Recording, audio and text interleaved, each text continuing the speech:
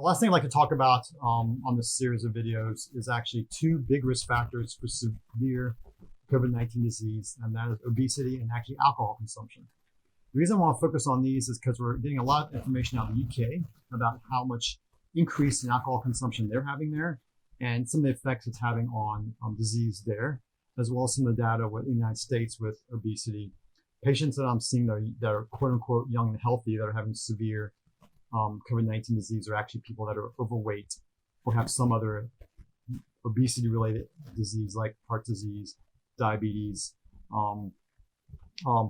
sleep apnea is a big one I'm seeing in patients that are having bigger issues with getting over this infection. And alcohol consumption and obesity are modifiable risk factors, meaning we can start working on those now to get those down for the fall. So what are we seeing in the UK? Well, about 10% of all calories right now in the UK are actually being consumed via alcohol. They've had a 14% increase in sales in alcohol since the lockdown.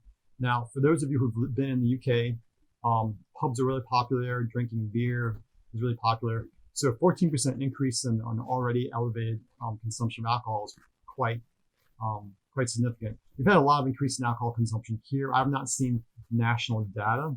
I do know locally in the state of Virginia, ABC sales have skyrocketed. A lot of patients have been gaining weight during this time as well. In America, about 40% of Americans are overweight compared to 28% in England. African Americans, about 50% of African Americans in the United States are overweight, and about a third of kids are overweight in the United States. So automatically we have an increased susceptibility based on that alone.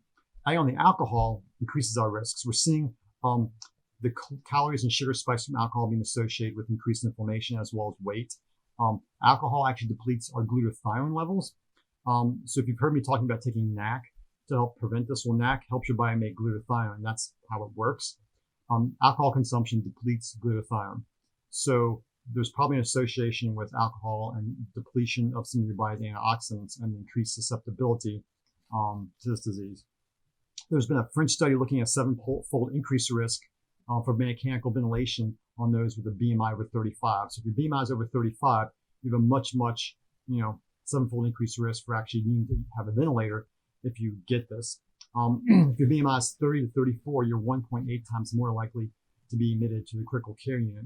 And you're 3.6 more times likely to have complications from that if you're admitted and your BMI is over 35. So it appears that, and that study was actually from France. So obesity is appearing to be one of the major risk factors, which is modifiable for this disease. I didn't want to say a whole lot more than that, I guess. These two articles actually will be published or posted below the video.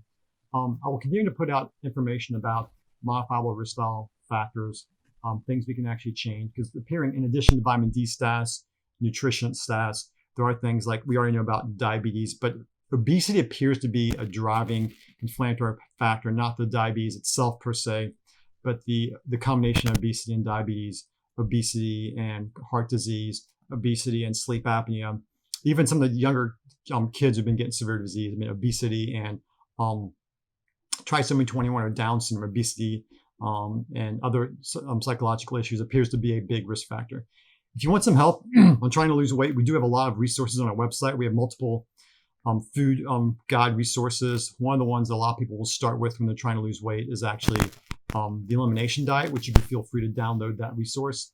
Remove inflammatory foods, foods people react with. One of the big causes for obesity in our country is inflammatory foods and food chemicals. The elimination diet actually has you remove those. So if you actually want to think about starting something in the next 4 weeks, 6 weeks before school starts, whatnot, that's a great starting point.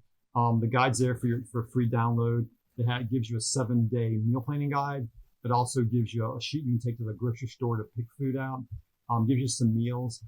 If you kind of more paleo-esque, the Renew Food Plan is a guide that actually has paleo concepts, low grain, low inflammatory foods. It also the meals actually are pretty good. I like the recipes. If you're someone who has more straight up inflammation, there's a detox food plan there as well. But if you want to pick one to start with, the elimination diet is probably the best one to start with if you're trying to decrease inflammation, lose weight, and get your sugars under control.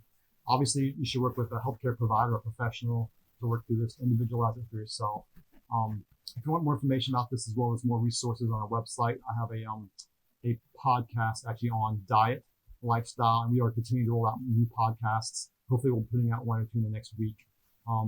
Anyway, hopefully this information is helpful. I'm just trying to educate people, get people to realize there's things you can do to relieve your anxiety, to get a little more control over this, and to be safe and be well. Y'all take care.